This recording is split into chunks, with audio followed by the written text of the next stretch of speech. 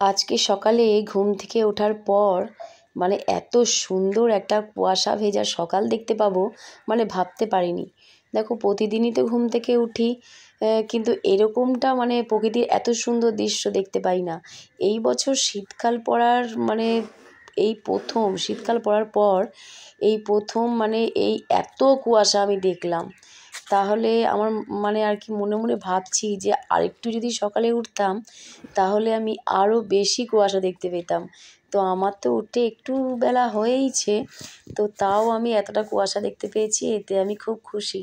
তার জন্যই সকালবেলায় তোমাদেরকে একটু এদিক ওদিক ঘুরিয়ে দেখাচ্ছি। এখনও পর্যন্ত কত কুয়াশা, মানে একটু দূর থেকে মানে দেখতে পাবে না কোনো কিছুই, একদম কাছে না গেলে সবই অস্পষ্ট।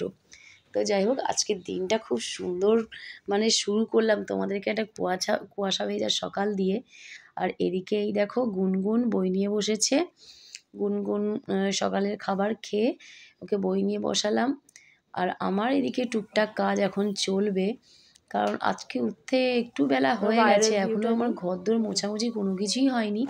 আর এখন ঘর মানে মুছবো, কিন্তু বেলায় আবার নোংরা হবে তো জানি, কিন্তু তাও ধোয়াধুয়ি মোছামুছি এসব তো থাকেই। এখন যেহেতু বাড়িতে কাজ হচ্ছে সিমেন্ট বালির, তো সব সময় বাড়ির মধ্যে কেমন একটা বালি বালি একটা ভাব, চারিদিকে মানে সিমেন্টের গুঁড়ো, মানে একদম ধুলো ধুলো মতন সবসময় হয়ে থাকে। 2-3 বার মতো মোছা হয়ে যায় আমার। তো চলো এইসব গল্প এখন ছাড়ি। এখন আমি আমার গোপুসোনার কাছে চলে এসেছি। বাবা কাশি আর যায় না। তো স্নান টান করে গোপুসোনার কাছে এলাম, গোপুসোনাকে তুলে দিলাম।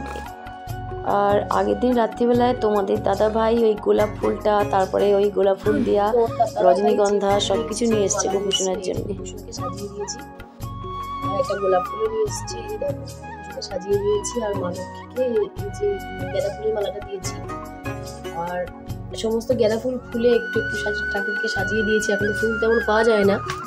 আর মা হচ্ছে এখন গোপুসোনার জন্য এই দেখো মালা পাঠিয়েছে, দেখতে পেলে?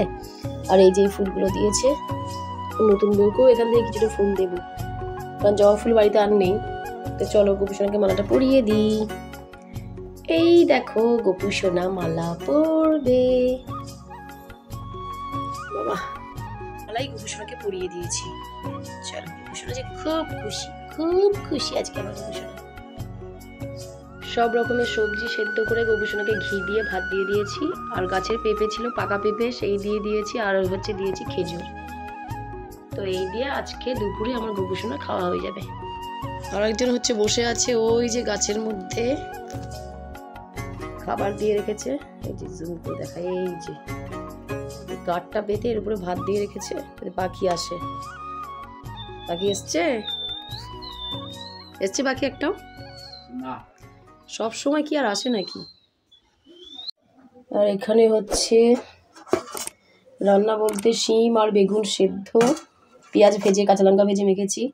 এটা হচ্ছে চিকেন, মাসনি দিয়েছে গুনগুন আর বোম্বার জন্যে। আর এই যে ডাল এইমাত্র করলাম টমেটো দিয়ে। এটা হচ্ছে আলু ফুলকপি ভাজা। আর এটার মধ্যে আছে হচ্ছে বেগুন ভাজা, রুটির জন্য ছিল তো 2 পিস আছে। আর হাঁড়িতে ভাত করেছি আজকে। তো আজকে দুপুরে কি কি রান্না করেছি সেটা তোমাদেরকে দেখিয়ে দিলাম। তারপরে চলে এলাম আমার গোপুসোনার কাছে, গোপুসোনাকে খেতে দিয়ে দেব। আর ওই যে কৌটোখানা দেখলে ওটার মধ্যে আমি তুলসী পাতা রাখি আমার গোপুসোনার জন্যে। ওইটার মধ্যে তুলসী পাতা রাখলে তুলসী পাতা বেশ একদম পুরো টাটকা থাকে। যদিও আমাদের বাগানে তুলসী গাছের অভাব নেই, তাও সবসময় তো আর তুলসী পাতা সঙ্গে সঙ্গে তুলতে নেই বা তুলতে যাওয়া হয়ও না। তো ওইটার মধ্যে রেখে দিই, তো সময় বিশেষ অনেক কাজে লাগে। আর সবসময় কিন্তু তুলসী পাতা তুলতে নেই, 12টা বেজে গেলে 12টার পর নাকি তুলসী পাতা তুলতে নেই। তো মা তো এটাই বলে, তাই জন্যে তুলসী পাতা বেশি করে আমি তুলে রেখে দিই। তারপরে আবার পূর্ণিমা আছে, পূর্ণিমার দিন তুলতে নেই। তো এরকম অনেক রকম তিথি আছে। আর দুপুরে খাওয়ায় ওই শিম সেদ্ধ আর বেগুন সেদ্ধ দেখে তোমাদের দাদাভাইয়ের মাথা গেছে গরম হয়ে। যাক কাসুন্দি বার করলে কাসুন্দি দিয়ে খাবে। চলো বন্ধুরা, আজকে ভিডিওটা এখানেই শেষ করলাম। দেখা হবে আবার নতুন ভিডিওয়।